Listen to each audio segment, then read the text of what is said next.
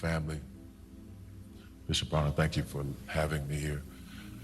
Thank you for allowing us to do this, to put her to rest in fashion of the queen that she was.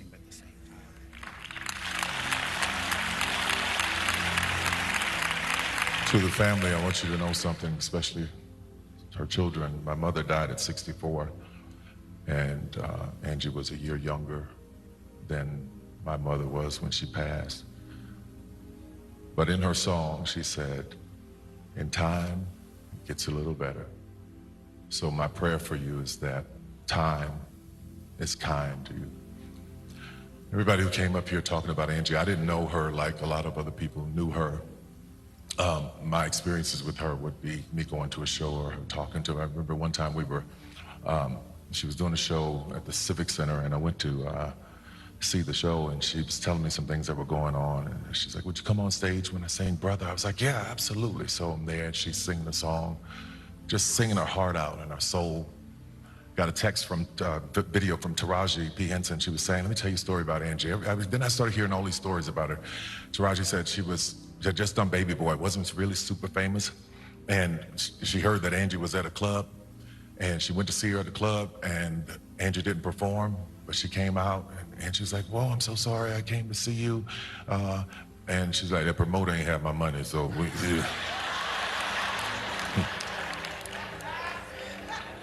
I want to go down the street of those promoters and record labels and people not paying folks.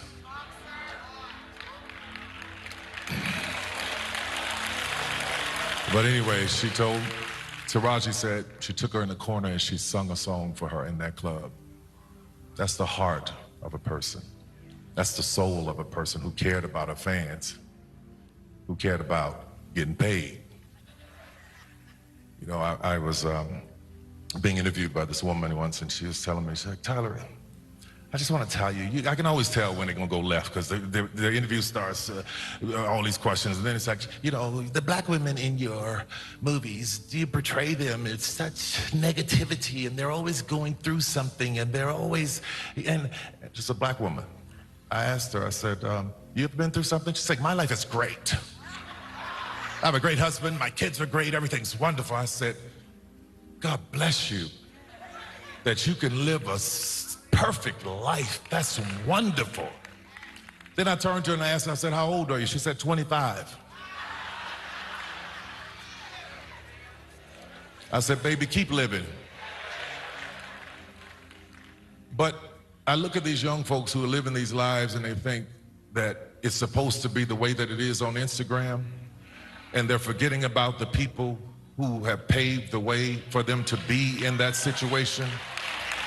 They're forgetting about the women like Angie Stone, who's been in the business all of these years. You're gonna forget about what she did, all of the people that she put on and helped. So you gotta go through something to write a song like $20. Because in it she says, what you know about being poor. She don't say poor, she says poor. What you know about having to borrow from the neighbor next door. These are her words. What you know about bumming rides. What you know about having to swallow your pride.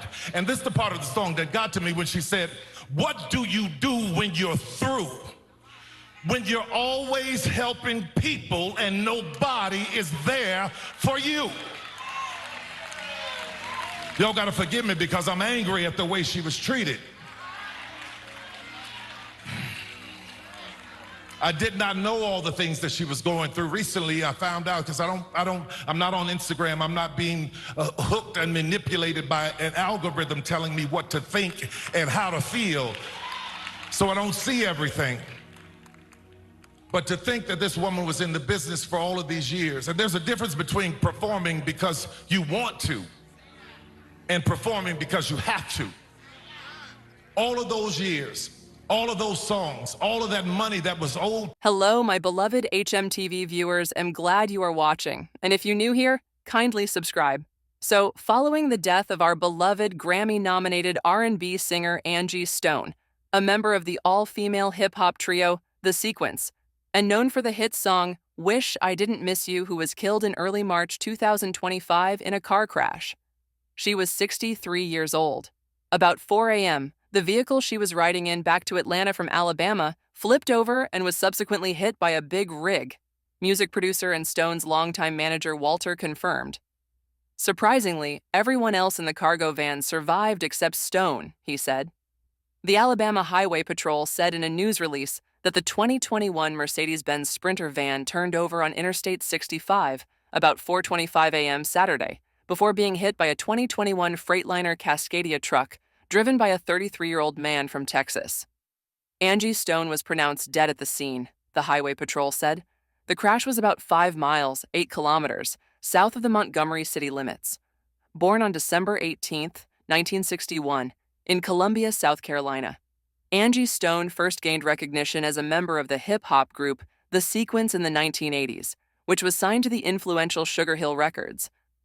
Her solo career took off in the late 1990s, with her debut album Black Diamond released in 1999.